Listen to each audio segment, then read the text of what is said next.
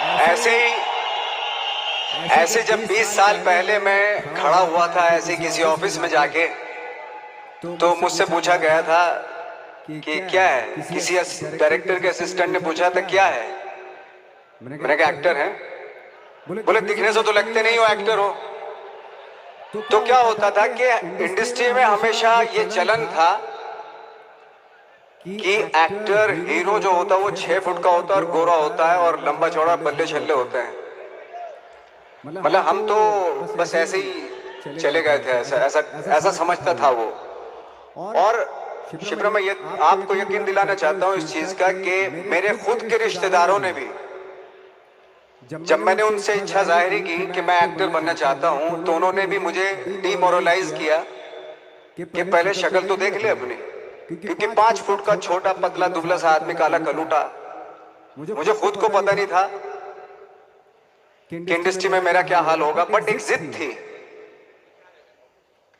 एक जिद थी। और हजारों लाखों मतलब सालों साल से इंडस्ट्री में सिर्फ यही चलन था कि एक्टर तो, हीरो तो जो है ऐसा होता है। लेकिन सब ऑड सिचुएशंस के बावजूद भी गए।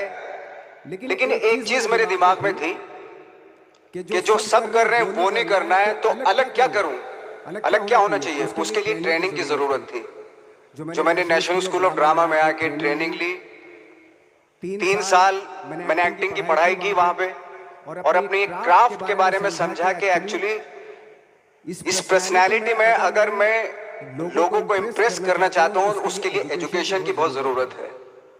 या जो भी आप काम कर रहे हो उसमें क्राफ्ट, उसका एक्सपर्ट होना बहुत जरूरी होता है। ऐसे ही हवा में नहीं कि जैसे पहले होता था, अरे यार तू तो बहुत खूबसूरत दिखता है, फिल्मों में जाके काम करना शुरू कर दे। ऐसा नहीं, किसी चीज को बारीकी से जानना, उसके लिए ट्रेनिंग की, एक्सपर्ट्स की, एक्सपीरियंस की जरूरत होती है। तो मैंने ट्रेनिंग ली नेशनल स्कूल ऑफ ड्रामा से, और 2000 में मैं पहुंच गया मुंबई।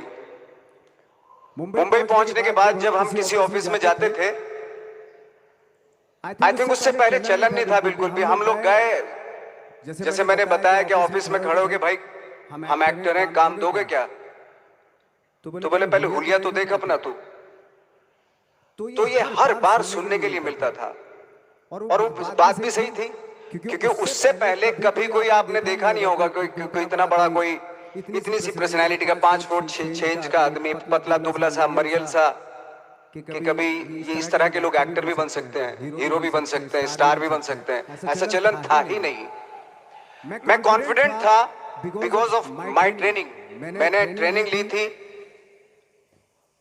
और अपने क्राफ्ट के बारे में बहुत अच्छे से जानता था मैं, और उस चीज का सिर्फ कॉन्फिडेंस था मुझे कि आज नहीं तो कल, कल नहीं तो परसों, या 10 साल या 20 साल या 30 साल के बाद नंबर जरूर आएगा मेरा।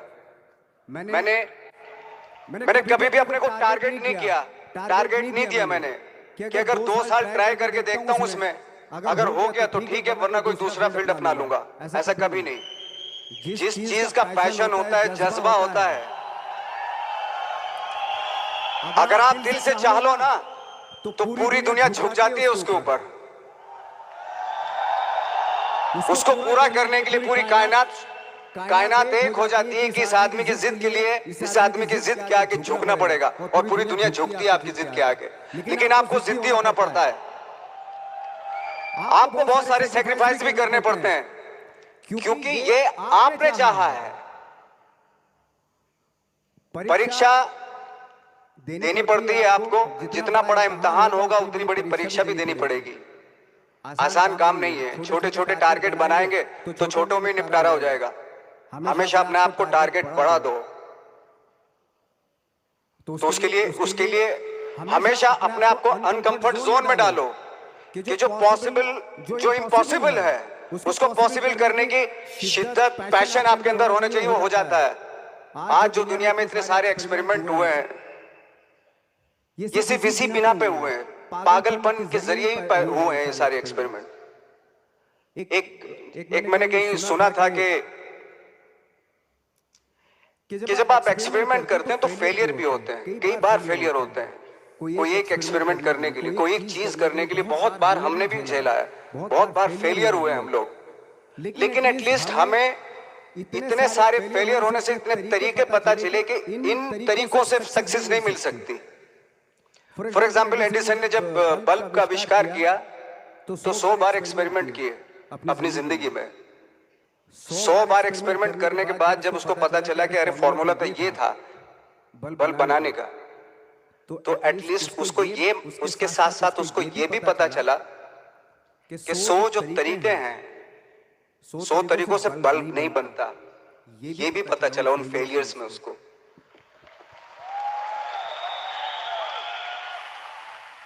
जब हम लोग मुंबई आए तो हमें मालूम था हमारे पास पर्सनैलिटी नहीं है, हमारे पास बैक नहीं है, या हमारे फादर दादा परदादा तो फिल्म इंडस्ट्री में है नहीं, हम ही है, तो हमें क्या करना चाहिए।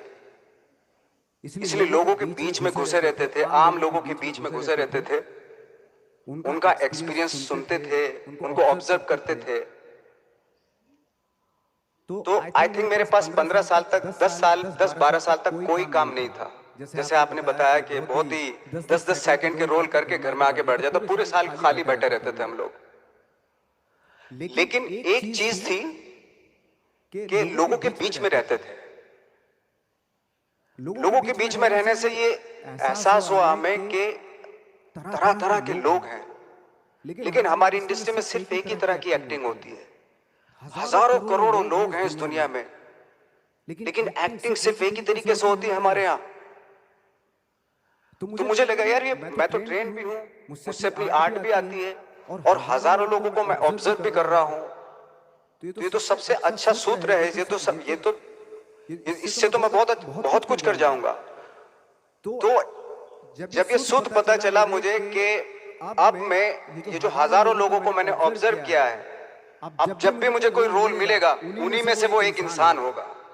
उसी में वो ठाकरे, बाला साहब ठाकरे होंगे, उसी में मंटो होगा, उसी में गणेश गायतोंडे होगा, उसी में फैजल खान होगा,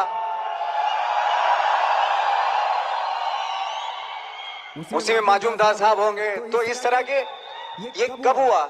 जब हमने लोगों को ऑब्जर्व करना शुरू किया, लोगों के बीच में रहे।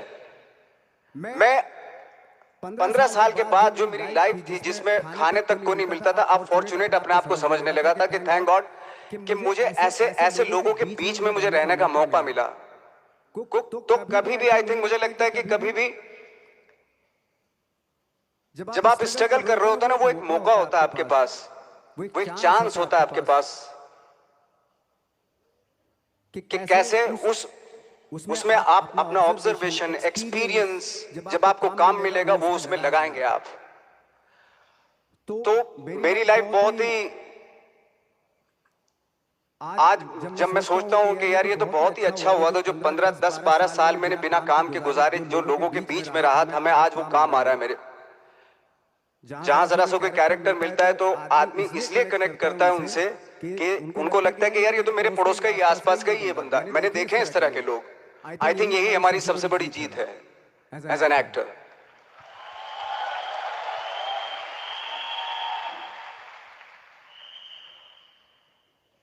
ऑफ कोर्स स्ट्रगल में बहुत सारी चीजें सेक्रीफाइस करनी पड़ती हैं, क्योंकि खुजली आपको हुई है, आप ही को मिटानी पड़ेगी। यू नो, आप जो आप हैं वो आपने बनना चाहा था, और अगर डिसअपॉइंटमेंट आ रहे हैं तो आप तो कंप्लेन भी नहीं कर सकते, क्योंकि आप ही ने चाहा था ये बनना।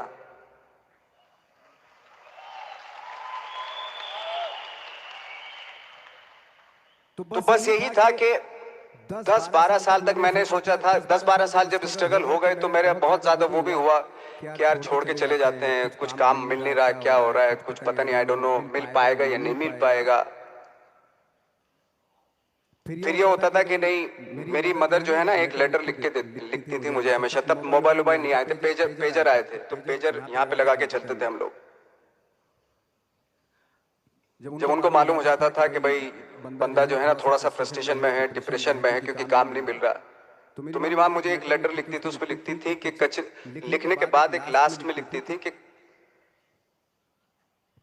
12 साल में कचरे के दिन भी बदलते थे, तू तो इंसान है, तेरा दिन भी बदलेगा। तो उन सब चीजों को देख के कोई एक शेर, कोई एक कोटेशन, कोई इस तरह की जो मोटिवेट करती है जो लाइंस आपको, उनका रहना, उन पे बिलीव करना बहुत जरूरी होता है, क्योंकि वही चीज आपको मोटिवेट करती है आगे बढ़ाने के लिए। और जब खराब वक्त होता है आपको वो लाइंस, वो पोएम्स, वो सारी चीजें आपको संबल देती है, मजबूती देती है, ताकत देती है। और मैं जिस गांव से आया था, डिस्ट्रिक्ट मुजफ्फरनगर के एक छोटा सा गांव था बुढ़ाना, जब हमने शुरुआत की थी वहां पे, जब मैं था वहां पे लाइट भी नहीं थी। 1 घंटे के लिए रात में कभी आ गई, या 1 महीने के बाद हल्का सा मुंह दिखा के चली गई। इस तरह की लाइट इस तरह होती थी। वही लैंप पे पढ़ना स्टार्ट किया। लैंप तो छोटे से गांव से आने के बावजूद फिर दिल्ली मतलब छोटा सा, उससे बड़ा शहर भी हमें ऐसा लगता था पता नहीं क्या है, मतलब डर लगता था। मैं जब मुंबई में आया था तो मैं 15 दिन तो घर से बाहर ही नहीं निकला था, क्योंकि इतनी स्पीड देख रहा था मैं कि इतनी स्पीड में तो हम चल ही नहीं पाएंगे, इस शहर के साथ शायद हम कनेक्ट नहीं कर पाएंगे बिल्कुल भी।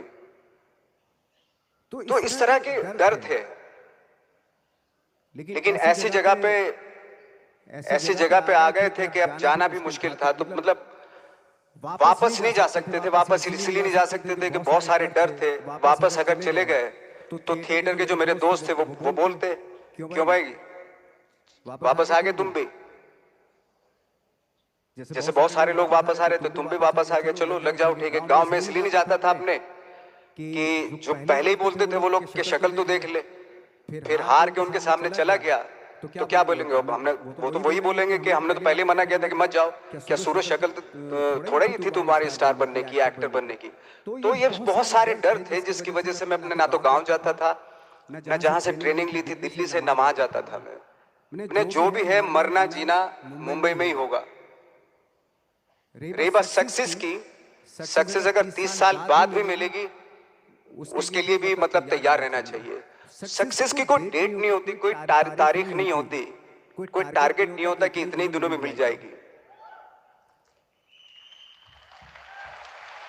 इंसान का काम होता है, आई थिंक मुझे लगता है कि मेरे हिसाब से मुझे लगता है कि लाइफ ना हमेशा अपने आप को लाइफ में पुश करते रहो, और पैशन के साथ जिस भी आप काम में हो, जो भी आप काम कर रहे हैं, उसमें पैशन के साथ लगे रहना बहुत जरूरी होता है। क्योंकि पैशन से क्या होता है, जिस भी आप फील्ड में होते हैं उसकी डिटेलिंग्स मिलनी शुरू होती है।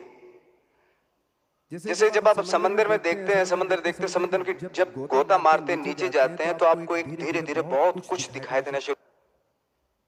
ऐसी आपका भी फील्ड है, कोई भी हर फील्ड ऐसा ही होता है, उसमें असीम संभावनाएं होती हैं, इतनी पॉसिबिलिटीज होती है कि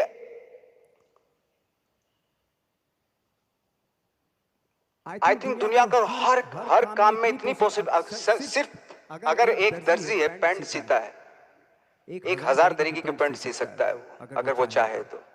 अगर उसने नहीं चाहा तो वो जो ट्रेंड चला रहा है वही सीता जाएगा। लेकिन अगर उसने चाह लिया कि मैं ऐसा कुछ करता हूं तो 1000 तरीके के पैंट उसी में 1000 तरीके की सी देगा वो पैंट। ऐसे हर फील्ड में पॉसिबिलिटीज बहुत होती है और एक परफेक्शन होता है। फॉर एग्जाम्पल जैसे हम लोगों ने ट्रेनिंग इसलिए ली कि परफेक्शन आ जाए अपने काम में।